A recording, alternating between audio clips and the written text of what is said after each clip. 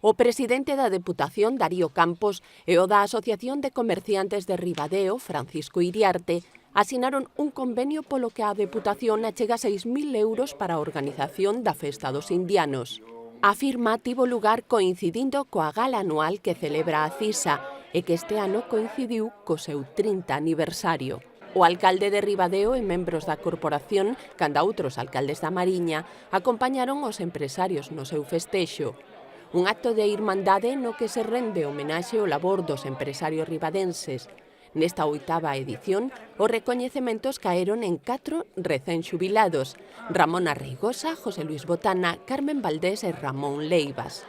Todos eles recibiron o agarimo deste colectivo que é un dos impulsores da economía da zona.